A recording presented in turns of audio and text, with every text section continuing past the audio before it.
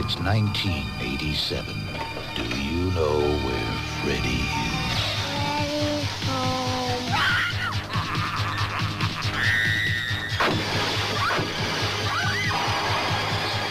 There's no waking up from this nightmare.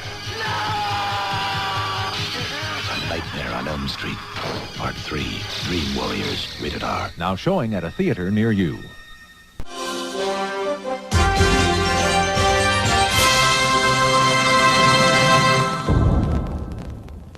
Hello, fellow followers. Welcome back to FanZcene, and Greg here. And today, after you, let's talk a little bit about a scene from A Nightmare on Elm Street Part 3 Dream Warriors that I legitimately still cannot watch to this day. I've been thinking about doing this video ever since on the Physical Media Show last week. We talked about the Nightmare on Elm Street franchise, Runner Brown on his Blu-ray collection. And, you know, as we talked, I keep thinking about this. I've talked about this before, but I really wanted to do sort of like a video on this, like, because, you know, guys, I'm in the 80s horror and stuff like that.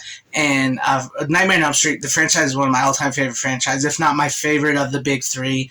And I remember vividly as a kid watching this movie. I can't remember how old I could have been 10, possibly 6. I don't know. All I know is I was young, and this was probably like my first experience with Freddy Krueger. You know, the Nightmare on Elm Street series was Dream Warriors, at least as far as I can remember. I have trouble trying to figure out which was my first horror movie.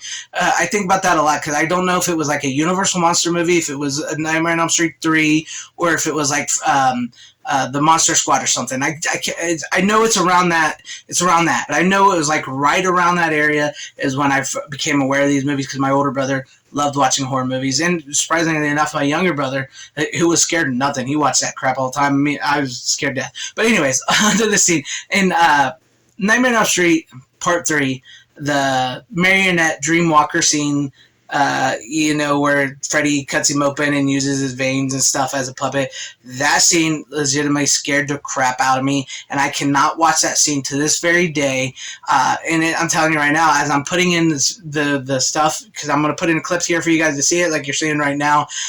It's going to be really hard to add that clip in. I'll probably be trying to close my eyes as I add it in, as you're seeing it right now. But this scene scared the crap out of me. It was just something about the scene. It was so disturbing and so realistic. It's probably one of my all-time favorite kills from the Nightmare on Elm Street series. And I know that sounds weird, like saying I can't watch it. I mean, as a grown-ass adult man, I still cover my eyes because it's something that's so scary. It's so real.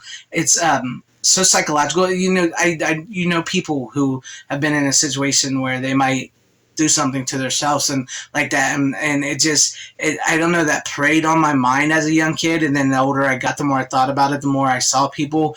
I don't know what it is, but I love that scene. I do love that scene because it's like a testament to the power of this movie, to the power of Robert Englund, to the power of the special effects artists, just like the tendons, the veins, the cuts. It looked so real, and it just frightened the hell out of me. And it started with the freaking marionette clay puppet turning into Freddy, which I couldn't have a puppet around at all. You know, if I saw one, I would run as a kid, but I sort of came over that. You know, I'm not as afraid of that, but just the fact that you could be laying in your bed, right, and your puppet comes alive, starts slicing at you, and you're just walking around like this.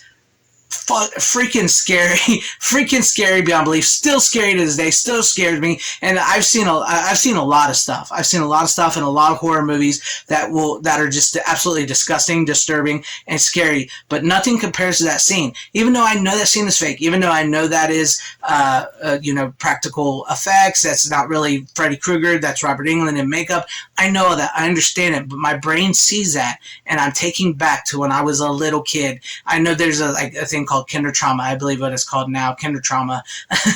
There's a Twitter thing, and they do stories, stuff like that. But that's what it is. It's just like, it was like, I don't know what it is, but eventually that just made me love this franchise even more. It's probably in my top favorite kills, if not my favorite kill. Like I said, even though I can't watch it and I will have trouble adding that clip in, as you guys will see in this video, I have a hard time watching that clip. And when I rewatch this video, I will probably not be able to rewatch that clip as well. But I've been really thinking about this, and I've been trying to think of like some other videos I can do for you guys.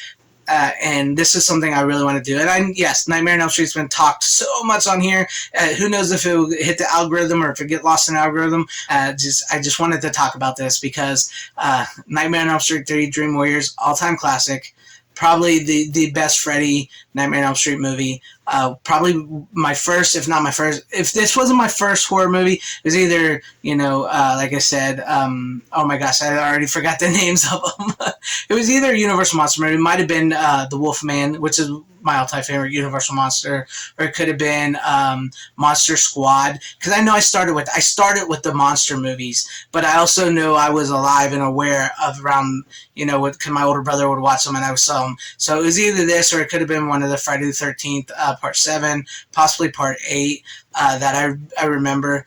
But it was just that scene to this day I cannot watch. It's not like I haven't seen the scene. I have seen. I've put my eyes, I've opened them up and let myself watch it.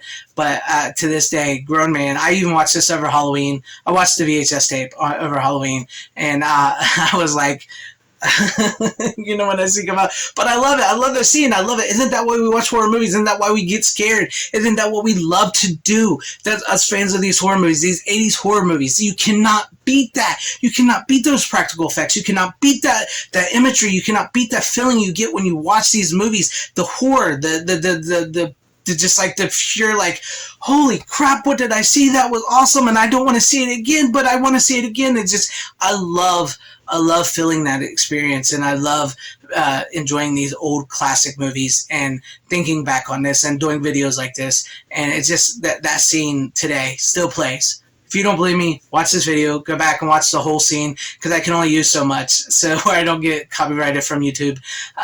But yeah, let me know some of your guys' all-time favorite kills from the Nightmare on Elm Street series, or that scene that you have, like I have, where you know it's fake. You're a grown person, you're a grown man, grown woman, whatever have you, but you can't watch. You have to close your eyes. Let me know that in the comment section down below, because I really do want to know that. I want to know what scares you guys in those type of movies, and because that's fun. It's a fun discussion. It's fun to talk about that and just let it out. And if you guys like what you saw here, please consider hitting the like button, possibly subscribing, hitting the bell for notification. That would be awesome if you want to do that, or if you want to join it and become a channel member. I would love that too.